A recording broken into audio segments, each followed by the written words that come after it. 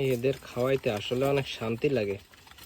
খাবারগুলো দিলে যে এত সুন্দর করে খায় এরা, দেখতেই ভালো লাগে।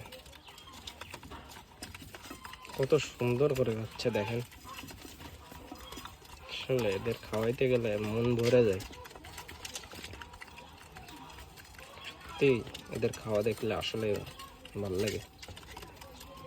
মাত্র 4টা কবুতর দিয়ে আমি কবুতর পালছিলাম। আজ আমার কাছে কবুতর আছে 12টা, আর হচ্ছে 2টা বাচ্চা আছে ঘরের ভিতরে। মানে আমি নিজেও কখনো ভাবি নাই যে আমার এতগুলো কবুতর হবে 4টা কবুতর থেকে।